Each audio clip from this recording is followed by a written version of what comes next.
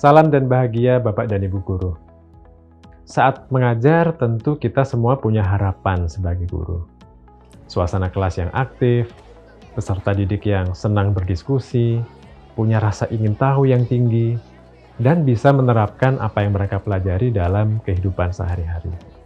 Tidak hanya itu, kita tentu juga ingin peserta didik kita punya karakter yang kuat. Sejalan dengan ini adalah tujuan kurikulum merdeka, yaitu mewujudkan pembelajaran yang bermakna dan efektif dalam menumbuh kembangkan cipta, rasa, dan karsa peserta didik sebagai pelajar sepanjang hayat yang punya karakter Pancasila. Nah, agar bisa menerapkan kurikulum merdeka di satuan pendidikan, kita harus pahami dulu prinsip dan karakteristik pembelajaran pada kurikulum merdeka. Ada 3 prinsip kurikulum merdeka. Prinsip-prinsip inilah yang dapat membantu Bapak dan Ibu dalam merancang pembelajaran.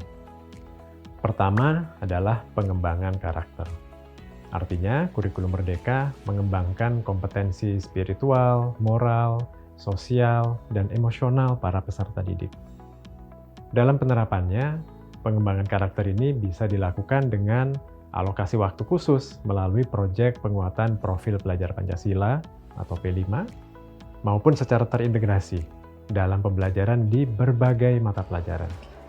Misalnya dengan membiasakan sikap saling menghormati antar peserta didik, melatih kerjasama dengan teman yang dari latar belakang yang berbeda, dan lain sebagainya. Prinsip kedua adalah fleksibilitas.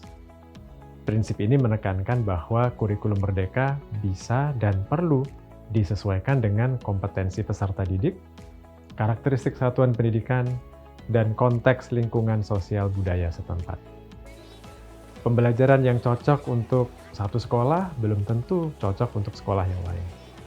Karena itu kurikulum satuan pendidikan harus disesuaikan dengan murid dan kondisi sekolah tersebut. Prinsip ketiga adalah fokus pada muatan esensial, yaitu berpusat pada muatan yang memang paling diperlukan untuk mengembangkan kompetensi dan karakter peserta didik. Ini dimaksudkan untuk membantu guru punya waktu yang cukup untuk melakukan pembelajaran yang mendalam dan bermakna. Untuk menentukan muatan yang esensial, Bapak Ibu dapat mencoba memahami dokumen capaian pembelajaran bersama rekan guru yang lain untuk satu fase atau guru yang serumpun. Selain memahami prinsip-prinsip itu, Bapak Ibu juga perlu memahami 4 karakteristik pembelajaran pada kurikulum merdeka. Karakteristik inilah yang membedakan kurikulum merdeka dengan kurikulum sebelumnya. Karakteristik yang pertama adalah memanfaatkan asesmen pada awal, selama proses, dan pada akhir pembelajaran untuk kebutuhan belajar dan perkembangan proses belajar yang telah ditempuh oleh peserta didik.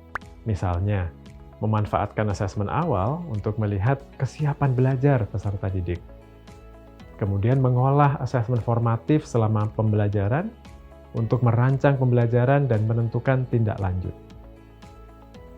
Karakteristik yang kedua adalah menggunakan pemahaman tentang kebutuhan dan posisi peserta didik untuk melakukan penyesuaian pembelajaran. Bapak Ibu dapat menentukan kebutuhan peserta didik berdasarkan hasil asesmen di awal pembelajaran. Karakteristik yang ketiga adalah memprioritaskan terjadinya kemajuan belajar peserta didik dibandingkan cakupan dan ketuntasan muatan kurikulum yang diberikan. Kadang-kadang sebagai guru, kita tergoda untuk menyelesaikan semua materi dalam satu semester, tapi mengabaikan proses kemajuan belajar peserta didik kita. Ini yang jangan sampai terjadi. Kita harus mementingkan kemajuan belajar di atas ketuntasan dari materi yang kita ajarkan. Pada kurikulum merdeka, guru lebih menekankan pada proses kemajuan belajar peserta didik yang memotivasi mereka untuk terus belajar. Kemajuan belajar ini dapat dilihat dari hasil asesmen formatif selama pembelajaran.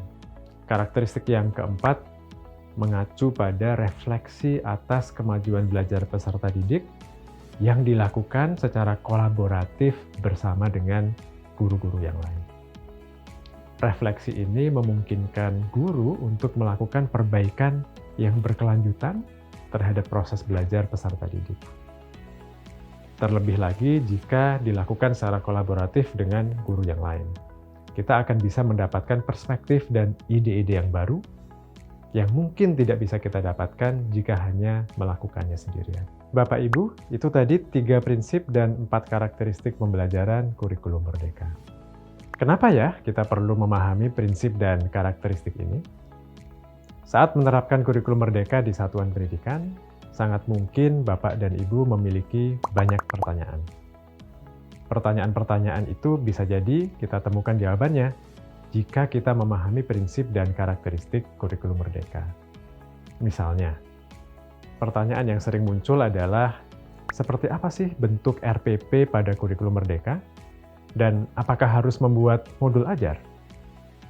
Dengan memahami esensi dari prinsip dan karakteristik kurikulum merdeka, sebenarnya kita bisa menemukan jawabannya. Prinsipnya bukan pada bentuk fisik dokumen, RPP, atau modul ajar, melainkan pada rancangan pembelajaran yang fokus pada pengembangan karakter dan muatan esensial. Jadi dengan memahami prinsip dan karakteristik itu akan membantu kita menemukan jawaban-jawaban yang dibutuhkan saat menerapkan kurikulum merdeka di satuan pendidikan masing-masing. Sekarang mari kita rangkum kembali. Ada 3 prinsip kurikulum merdeka: pengembangan karakter, fleksibel, dan fokus pada muatan esensial. Lalu ada 4 karakteristik pembelajaran kurikulum merdeka. 1. Memanfaatkan asesmen pada awal, proses, dan akhir pembelajaran. 2. Menggunakan pemahaman tentang kebutuhan dan posisi peserta didik. 3. Memprioritaskan kemajuan belajar peserta didik. Dan 4.